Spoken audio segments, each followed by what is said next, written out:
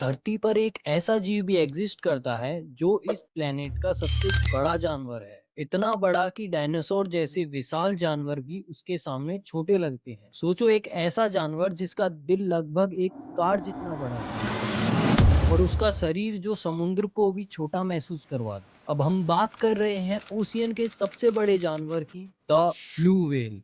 Science के हिसाब से ब्लू व्हेल को आज के टाइम का सबसे बड़ा मेमल माना जाता है, लेकिन जब हम इसे डिटेल्स में समझते हैं तो पता चलता है कि ब्लू व्हेल भी अलग अलग टाइप्स में पाई जाती है। इनमें से सबसे बड़ी व्हेल होती है अंटार्कटिक ब्लू व्हेल, जो ठंडे अंटार्कटिक वाटर में मिलती है। एक एवरेज अंटार्कटिक ब्लू व्हेल की लेंथ लगभग 30 मीटर तक हो सकती है, जो कि एक क्रिकेट पिच के बराबर होती है, और इसका वेट लगभग 180 टन से भी ज्यादा होता है। अगर इसके साइज को समझने के लिए कंपेयर किया जाए तो लगभग 30 हाथियों का वेट और एक अकेली ब्लू व्हेल का वेट सेम होता है। लेकिन ब्लू व्हेल सिर्फ बाहर से ही बड़ी नहीं होती, इसका इंटरनल स्ट्रक्चर भी उतना ही पावरफुल है। इसका दिल एक छोटी कार के साइज के जितना बड़ा होता है, जो हर धड़कन के साथ पूरे बॉडी में खून सर्कुलेट करता है। इतना बड़ा सिस्टम होने के बावजूद भी ये क्रिएचर समुद्र में परफेक्टली बैलेंस बनाकर चलती है, जो इसे और भी इंटरेस्टिंग बना देती है। अब यहाँ से एक और इम्पोर्टेंट सवाल खड़ा होता है, इतना बड़ा जीव सिर्फ साइज के दम पर सरवाइव नहीं कर सकता। इसके पीछे कोई ना कोई सिस्टम, कोई ना कोई प्रोसेस जरूर होगी जो इसे इतनी इफिशिएंटली जिंदा रखती है। और वहीं से शुरू होती है इसकी असली कहानी, एक ऐसी कहानी जहां एक नॉर्मल सा लैंड एनिमल धीरे धीरे बदलकर समुद्र का सबसे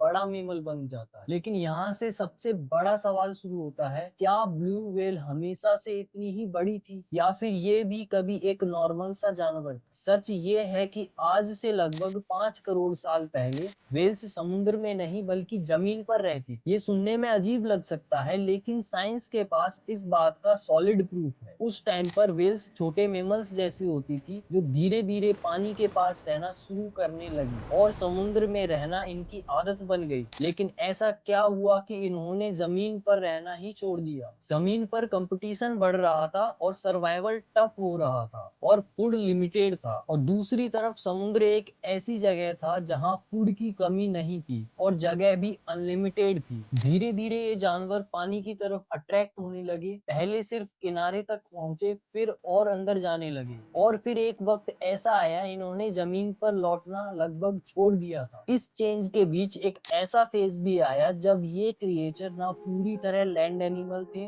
ना ही पूरी तरह एक्वेटिक एनिमल थे। समय के साथ इनका बॉडी स्ट्रक्चर भी बदलने लगा। इनके पैर धीरे धीरे ऐसे शेप में बदल गए जो पानी में तैरने के काम आए, और सबसे इम्पोर्टेंट चेंज इनकी सांस लेने की जगह में हुआ। जो नाक पहले फेस के आगे होती थी, वो धीरे धीरे ऊपर शिफ्ट होके ब्लो होल्स बन गई, ताकि ये आसानी से सरफेस पर आके सांस ले सके। लेकिन अब सवाल ये आता है कि जब ये समुद्र में आ ही गई थी तो इतनी बड़ी क्यों बनी? इसका जवाब समुद्र खुद देता है। समुद्र में पानी बॉडी के वेट को सपोर्ट करता है, जिसे बुओयांसी कहते हैं। इस वजह से यहाँ साइज बढ़ना पॉसिबल हो गया। और सबसे बड़ा रीजन था फूड। ये इतनी बड़ी व्हेल सिर्फ क्रिल खाती है, जो कि इस दुनिया का सबसे छोटा क्रिएचर होता है। एंड इसमें साइंटिस्ट का कहना ये है कि समुद्र में इतनी ज्यादा क्वांटिटी में क्रिल पाई जाती है कि जब भी ब्लू व्हेल अपना मुंह खोलती है तो लाखों की क्वांटिटी में क्रिल उसके मुंह में चली जाती है। तो इसका कंक्लूजन ये निकलता है कि किसी भी स्पेसीज को अपने खाने के लिए एनर्जी वेस्ट ही नहीं करनी पड़ रही है, तो ऑब्वियसली उसका वजन भी बढ़ेगा। लेकिन अब सवाल ये है कि समुद्र के किस हिस्से में ब्लू व्हेल पाई जाती है? समुद्र में आने के बाद ब्लू व्हेल सिर्फ एक जगह रुककर नहीं रहती, इसका सफर बहुत बड़ा होता है। ये पूरी दुनिया के बड़े ओशियन में पाई जाती है, जैसे पैसिफिक ओशियन, अटलांटिक ओशियन और इंडियन ओशियन। लेकिन इसका मूवमेंट रैंडम नहीं होता, बल्कि एक फिक्स्ड पैटर्न फॉलो करता है, जो हर साल रिपीट होता रहता है। ब्लू व्हेल्स अपनी लाइफ में हजारों किलोमीटर का सफर करती हैं। ये सफर बिना किसी मैप या जीपीएस के होता है, फिर भी ये अपने रूट को काफी एक्यूरेसी के साथ फॉलो करती है। साइंटिस्ट आज भी इस बात को पूरी तरह से नहीं समझ पाए हैं कि ये इतनी परफेक्टली डायरेक्शन कैसे मेंटेन करती है। इनका सफर दो चीजों पर डिपेंड करता है, खाना और रिप्रोडक्शन। ठंडे रीजन जैसे अंटार्कटिक ओशियन में क्रिल की क्वांटिटी बहुत ज्यादा होती है, इसी वजह से वेल्स यहाँ ज्यादा टाइम स्पेंड करती है, क्योंकि यहाँ उन्हें अपनी एनर्जी के लिए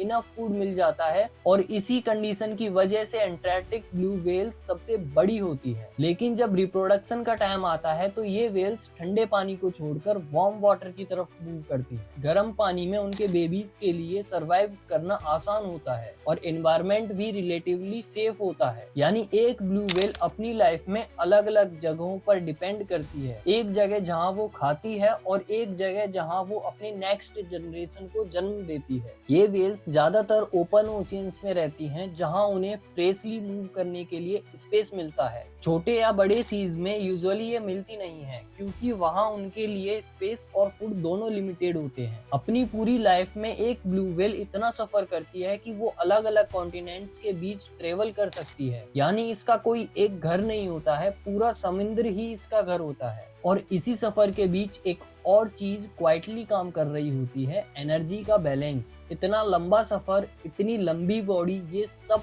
तभी पॉसिबल है जब इसके पीछे एक स्ट्रॉन्ग फीडिंग सिस्टम हो जो इसे लगातार एनर्जी देता रहे।